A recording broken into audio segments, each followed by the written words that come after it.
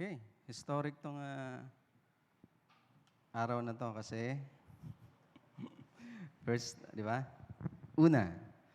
So, alam ko kapag una, marami pang susunod. Amen ba? Okay. Sige, ano mo tayo? I-ask muna natin ang pagkilos ng Panginoon in prayer. Sige po, let's bow down our heads. Let's pray. We entrust to you, Lord, this afternoon. Samahan po kami sa gagawin mo sa mga kabataang ito.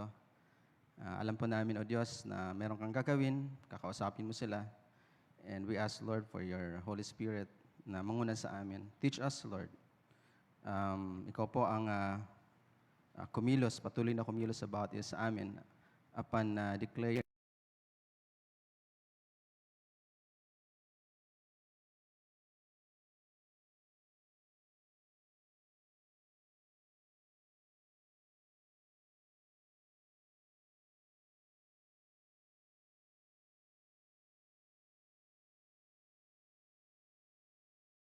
mga creative nyo, no? Maraming nagagawa sa isang plato. Ang tawag dyan, paper plate, ano? Okay. Dahil sa yung nakita ko doon sa flyers niya, no? Yung ginamit nyo na verse doon ay yung sa 1 Timothy 4:12. So, doon din tayo, iikot yung ating mensahe for this afternoon. Ano ba yan? Yan ba ang theme verse ng Youth and Young Adult Service? Okay, sige.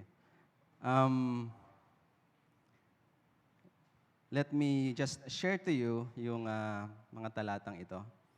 Tunay na huwarang kabataan. Huwarang kabataan ba tayo? Okay. Sa NIV, okay?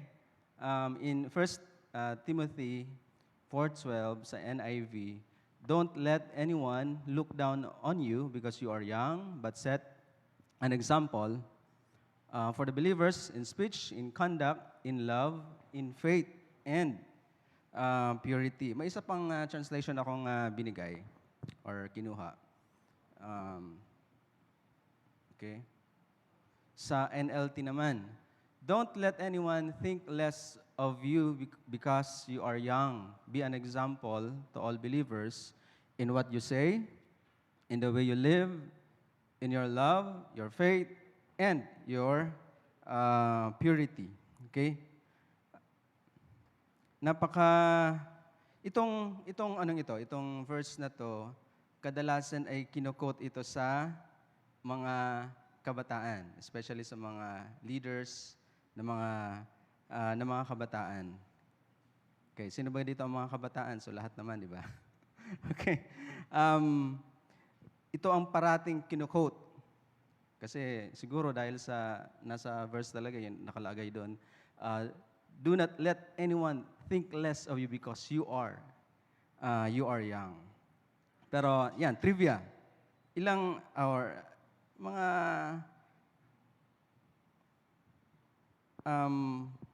Ano ba yung edad ni Timothy nang sinulat ito ni Paul sa kanya? Alam nyo ba? Alam nyo? Ang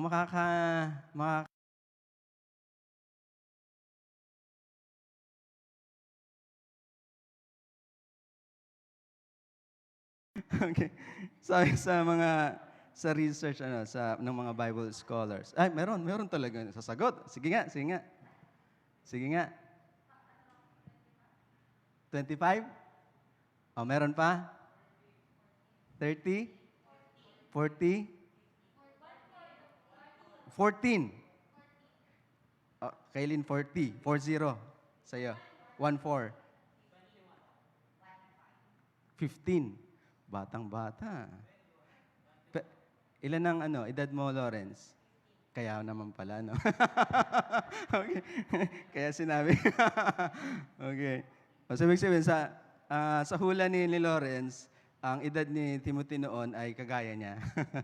Okay, pero ayon sa sa pag-aaral o yung mga Bible scholars, ang edad ni Timothy ay early 30s. Ayan, sabi. Sino na dito ang nag-line of 3 na? Parang wala pa.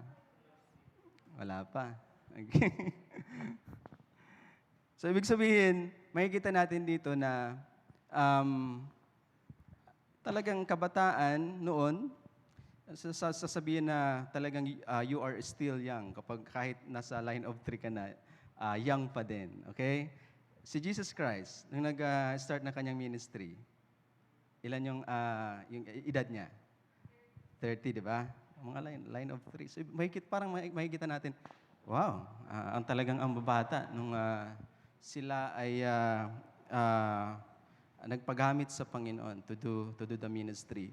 I believe si Timothy, hindi naman yung early 30s niya, siguro before that pa ay nag-ano na siya. Siguro nakasama na rin niya si Paul, di ba?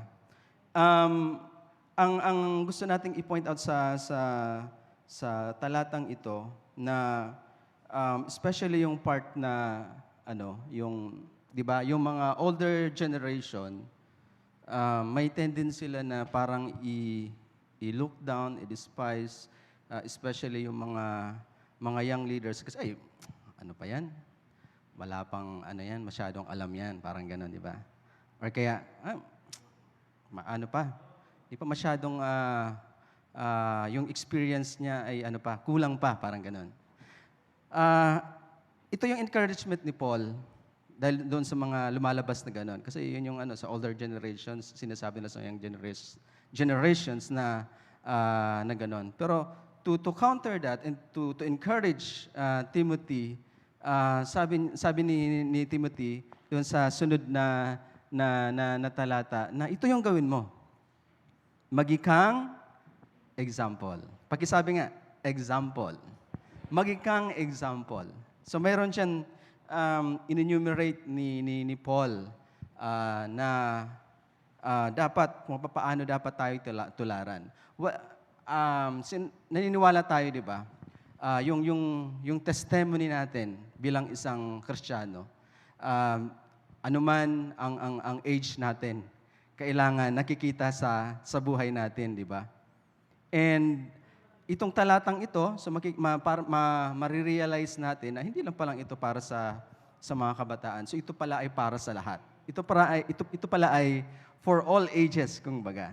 So kung ikaw man ay young leader, kung ikaw man ay kabataan na you are desiring to be a leader, pero by the way, sino na ba dito ang naging leader? Sino na ba dito ang naging leader? Kahit yung sa school, sa groupings, ikaw yung in-appoint na leader, pwede na yon, di ba? Naging leader ka na sa ganun, di ba? So, in some way or in one way or another, naging naging leader na tayo, di ba? Leader sa kalokohan, ay hindi. Joke lang.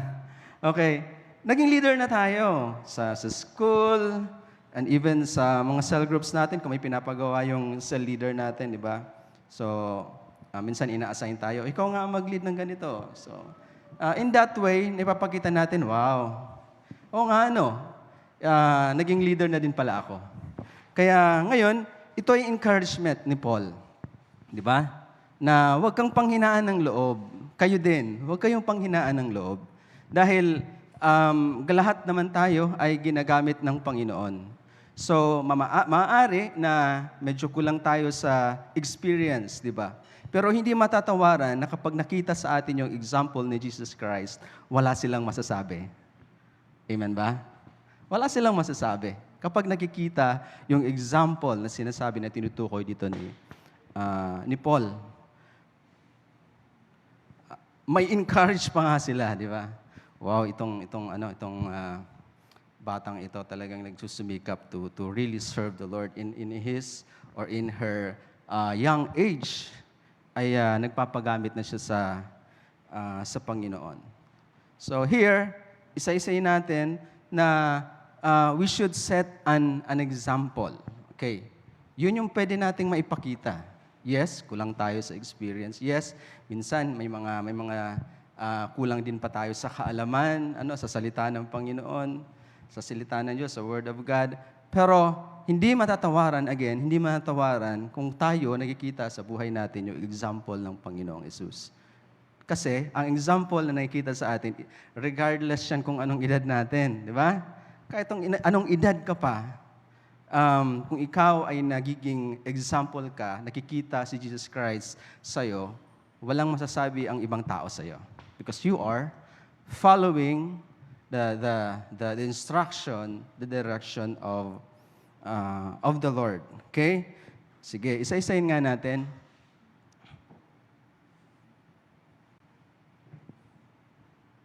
Yeah, set an example. Sa una, di ba? Set an example in words. Okay? Maging example tayo sa ating pananalita. So there are 5 specific areas dito na ibinigay si Paul kay Timothy na kung saan tayo dapat na maging example. Okay? So, itong words na ito, hindi lang ito yung verbal na naririnig natin. And even yung mga post natin sa social media, ano din yon? In words din yon. So, in that way, ang tanong natin, na ipapakita ba natin yung ating pagiging example bilang follower ni Christ. Sino na dito may mga cellphone? Sige ng mga cellphone dito. Ayan. Pakilabas nga ng mga cellphone. Ngayon lang, mamaya itatago ulit natin. Sino may FB account dito? Meron. O, paki-open nga. Paki-open. Ano ba yung latest na post mo sa wall mo? Ha? Ano ba? Okay. Yung bang post na yan? Kumusta yung post na yan? Nagsiset ba yan ng example bilang isang follower ni Christ? O hindi? Di ba? So, in many ways, not just sa naririnig natin, even sa pag-post natin sa social media. Ako siguro yung latest na post ko, sinare ko lang yung sa sa winners, na post. So, in that way, we can set an example in our words. Kahit sa social media. Much more kung may mga kaibigan tayo na nasasabihan talaga natin about Jesus Christ, di ba? Or kaya nagiging vessel tayo, nagiging channel tayo para makausap natin yung isang tao o kapwa natin kabataan na mayroong problema. So in that way we can set an example. Okay? Na tutulungan natin sila. Ito pala yung sinasabi sa salita ng Panginoon. Just trust in the Lord. Kailangan lumapit tayo sa ating Panginoon Jesus. Okay? In that way, we can really set an example bilang mga kabataan, makita sa atin na in words, na ipapakita natin that we are a living example para sa kanila. Okay, pangalawa, set an example in action naman. Okay, in actions. Ito, medyo hindi lang sa pananalita to, hindi lang sa mga panapopost natin, kundi doon sa nakikita na sa ginagawa natin, ba? Sa kilos natin, okay? So, ngayon gagawin natin, magko-compare naman tayo, especially kung ano yung mga nagiging attitude natin, nagiging behavior natin. Paano ba ang light, youth, and young adults magalit?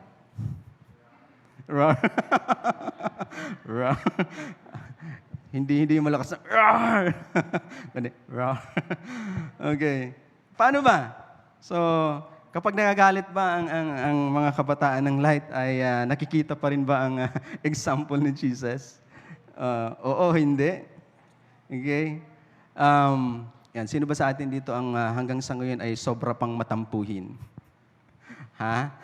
Matampuhin? So, sa actions, 'di ba? Nakikita, may mga circumstances sa ating buhay na minsan na may mga dumarating na nabibigla tayo, circumstances. Paano ba natin ito hinahandle bilang isang kabataan Kristiyano? Okay? Paano ba natin ito na-handle? Paano ba natin ito na ipapakita pa rin, okay? Even in difficult situation, even tayo pa yung medyo na-argabyado, diba? Paano pa natin ipapakita yung ating pagiging huwaran? Sabi nga natin sa ating title, diba? Huwarang kabataang Kristiyano. So, okay. Minsan, di ba may nakikita tayo sa mga post sa social media kapag nakikita natin na hindi maganda yung behavior. May mababasa tayong post. Siguro kulang ito sa aruga.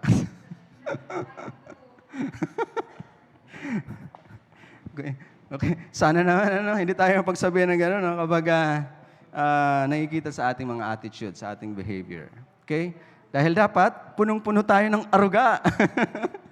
Okay? Wala ditong kulang sa aruga. Okay? Kasi ang Panginoon, siya yung nag-aaruga sa atin. Okay? Siya yung tumutulong sa atin in everything, in every situation of our lives. Hindi tayo kulang sa aruga. Okay? Nandiyan ang Panginoon. Kaya nakikita talaga sa atin yung sa attitude natin, sa behavior natin, paano tayo mag-react. Kaya nga actions, di ba? We should set an example through our actions. So, let's compare our attitude sa loob ng bahay. Let's compare our attitude kapag kasama natin ang mga kapwa natin, Kristiyano, kabataan. Kumusta yung attitude natin, yung behavior natin, pero kung iba naman yung kasama natin. Okay? So, nakikita ba ang karakter ng Panginoon? O paiba-iba rin tayo? Naiiba-iba rin. Ay, kapag ito ang kasama ko, iba ako. Pag ito naman yung kasama ko, iba ako. So, isa lang dapat ang ating identity, di ba? Isa lang. Ano yung dapat na ba yung identity natin? Okay? Na tayo ay anak ng Diyos. Tayo ay follower ni Christ. Tayo ay tagasunod ni Kristo. Okay? So, this is not just for you, sa atin, mga yung sinali pa yung sarili, ano. Okay. Ang pangatlo naman, we have to set an example saan kaya? Yan, sa pagmamahal naman. Okay? Through love, may pakita.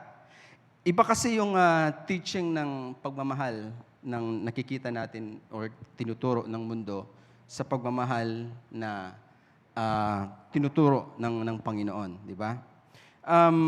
Dito sa mundo, ang tinuturo, mahal kita kapag mahal mo rin ako.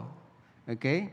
I will also care for you if you will also care for me. Ganon, parang gusto natin ay may balik. Pero iba talaga yung teaching ng Panginoon about sa love.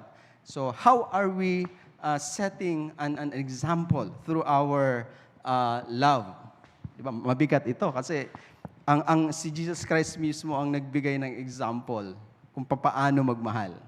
Okay? Paano ba magmahal ang isang Kristiyano? Paano ba magmahal ang isang kabataan ng light of the world? Okay? Ng mga kailaw na kabataan. Paano ba magmahal? So marami tayong tinuturo, di ba? Alam na natin to, that the love of the Lord, sacrificial yan. Unconditional yan. Okay? Ito bang klaseng pagmamahal ay nakikita rin sa atin? That's the question. Okay? Ito rin bang pagmamahal na to ay nakikita rin sa atin? Nagiging nagmamahal tayo despite or kahit alam natin or we are not expecting na ito ay maibabalik sa atin. Ito yung mabigat na turo about love. Alam niyo kung ano? Love your enemy, di ba? Okay? Napakahirap nun. Especially kung talagang ayaw na ayaw mo doon sa isang tao dahil meron siyang ginawa sa iyo na hindi talaga maganda. Okay? How can you love that kind of person? Okay.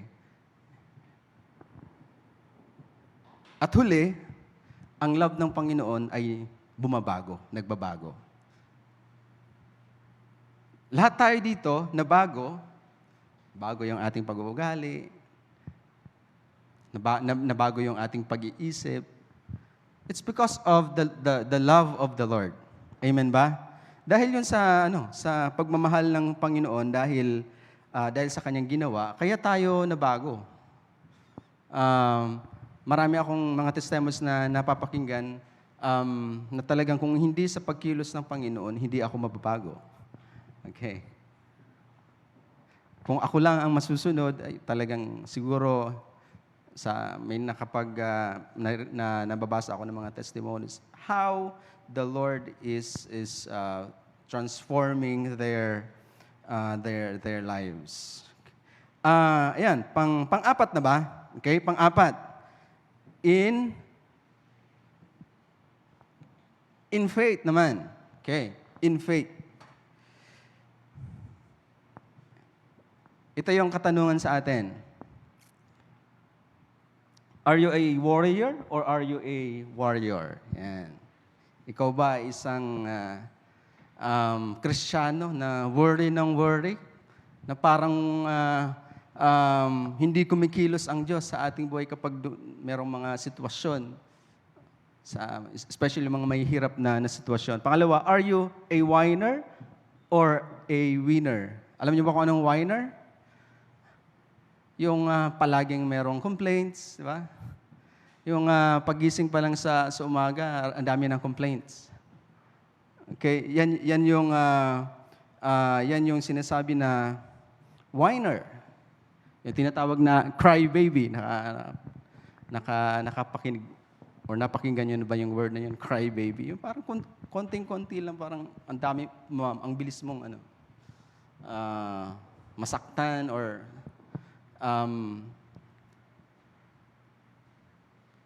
marami kang complaints. So, naipapakita kasi natin dito yung ano talaga yung natin, yung ating pananampalataya, our faith, are we strong? Alam naman natin na hindi na ipapakita ng pag-worry natin yung kung ano tayo, kung sino tayo as follower ni Christ.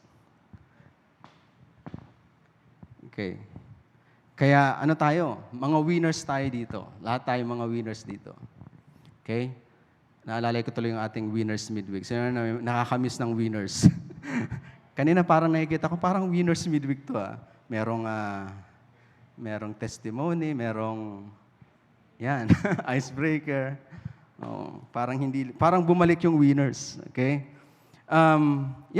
Ang ating pananampalataya na ipapakita, we are setting an example. Kapag nakikita yung ating faith, walang masasabi. Even yung older generation na parang nagdi-despise sa mga kabataan dahil sa mga kakulangan ng mga kabataan, di ba? Kapag nakita yung faith natin that we are really trusting the Lord. Okay? Itong ginagawa ng mga kabataan, this is a step of faith, di ba? This is a step of faith. Okay? Na talagang gusto natin na magkaroon ng fellowship, magkaroon ng service ang mga kabataan. So, kaya tayo nandito, pwede na lang umuwi. Bakit sa bahay, magpapahinga na lang ako. Hindi na ako sasama. Hindi na ako mag-a-attend ng youth service, ng youth and young adult service. Di ba? Madali lang yung ganun. Madali lang gawin yung ganun. Pero, why are you here? You are setting an example. Okay? You are setting an example in faith. And lastly, ano yung sabi? In purity. Okay? Both physical and spiritual, kailangan may pakita natin yung ating pagiging pure sa ating puso, sa ating pamumuhay bilang isang Kristiyano. And I will give 2 verses for this, okay? First sa parehong parehong book lang sa 1 Timothy. Okay? 5:2. Ano yung, ito yung tinutukoy dito na paano ba tayo mag-set ng example through purity.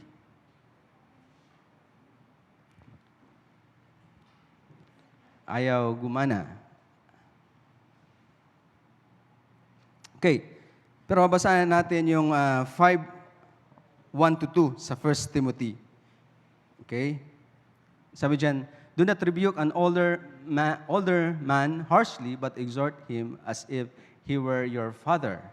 At ito naman yung para sa mga kababaihan. Treat younger men as your brothers, older women, yung naka-highlight dyan, as mothers, and younger women as sisters with absolute purity. Okay?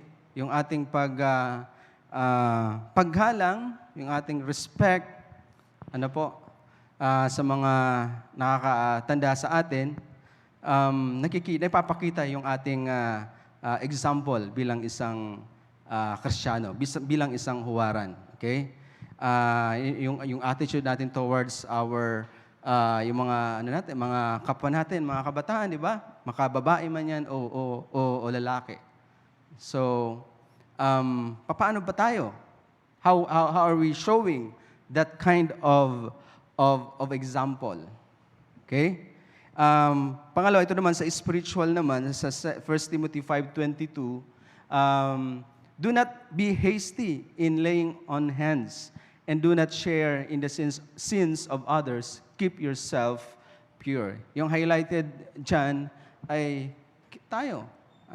Wag na tayong makipag-compromise, kumbaga. Okay? Kasi tayo ay sinet apart ng Panginoon for His purpose, for His glory. So kailangan tayo ay makikita na sa talatang yan na kailangan makita talaga sa atin. Hindi na tayo makikipag-share doon sa mga ginagawa na hindi maganda o kasalanan. Okay? It's very clear in that verse, and with the command na yan, keep yourself pure. Keep yourself pure. Sino bang nagtakda sa atin bilang maging mag-set tayo ng example bilang pure? Di ba ang Panginoon lang din naman? Di ba ang Diyos lang din naman? But right now, ito yung tandaan natin, pwede nating maging mga takeaways sa ating message ngayong hapon. Yan. Bilang isang Kristiyano, ito yung tandaan natin, di ba? Hindi lang kayo, basta kabataan, di ba? Hindi lang kayo basta kabataan. Ikaw ay, ano dyan sinasabi dyan? Ikaw ay, Kristiyano, huwarang kabataan. Okay. So we should really set an example sa ibang kabataan. Nasaan ba ngayon ang karamihan ng mga kabataan? Nasaan ba ngayon mga karamihan na kabataan? Ano ba yung ginagawa ng mga karamihan na kabataan? Ba't kayo naiiba? Diba? Ba't kayo naiiba? Because we are setting an example. We are setting an example. Okay? At we are desiring, di ba, to be a leader. Nag-desire tayo na maging leader tayo. Yan. Sabi sa quote na ito, a good follower will soon become a good leader. So kung ikaw, marami dito, hindi naman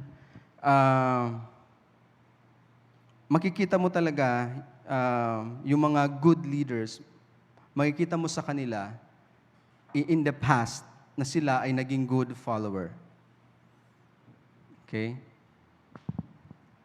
For you, or for us to become a good leader, kailangan natuto muna tayo na maging good follower. Okay? Mahirap yun parang naging leader ka pero nung dati naging follower ka pero hindi ka sumusunod. Ano kaya mangyayari sa iyo kung ikaw ay maging leader, di ba? Ano kaya mangyayari sa iyo? So, it is start. Your desire na magpagamit sa Panginoon to be a leader. Kasi tinawag kayo, tinawag tayo. Merong purpose ang Panginoon sa mga kapwa nating kabataan. Merong mandate ang Panginoon ay minigay sa atin to do His will para marami pang mga kabataan ang magsaliksik sa Panginoon. Okay?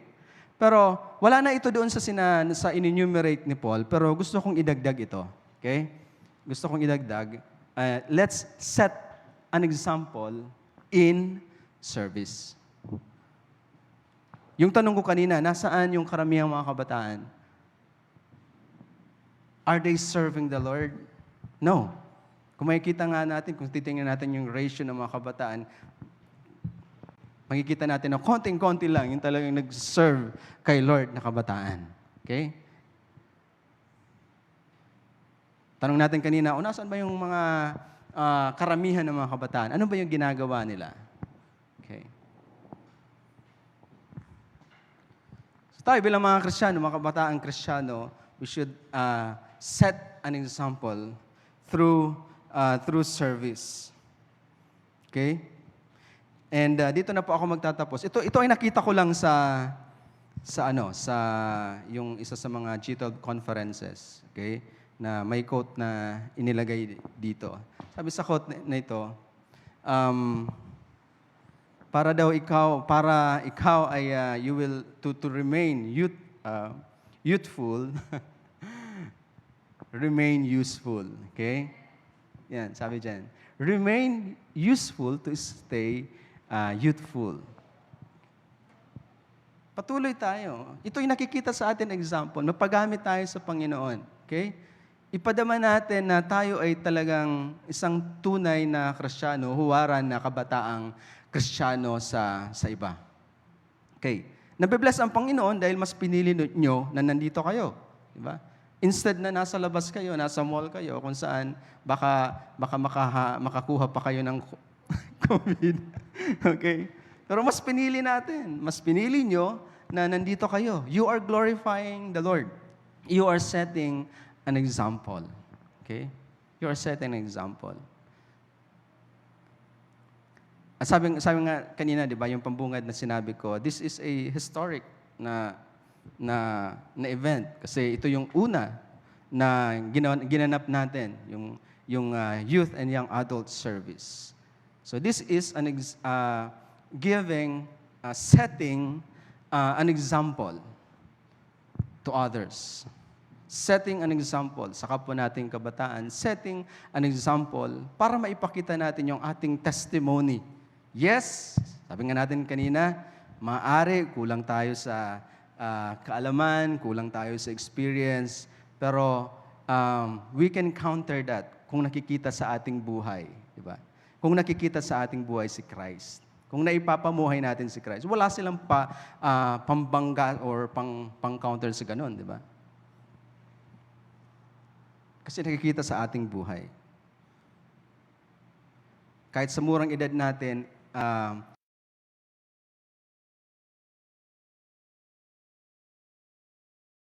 sa pamamagitan ng ating words, sa ating actions, sa ating pagmamahal, okay, sa ating faith, and sa ating purity, and sa ating paglilingkod sa Panginoon.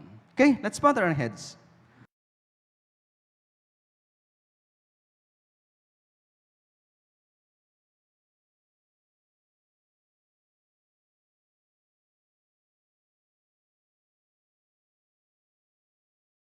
Reminding us na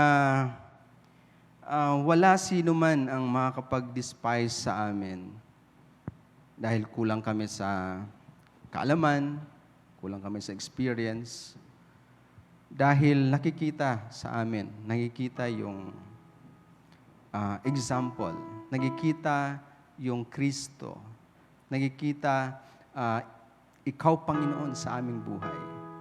Na ipapamuhay namin, Panginoon, yung mga sinasabi mo, yung mga sinasalita mo, Panginoon, nakikita sa buhay namin.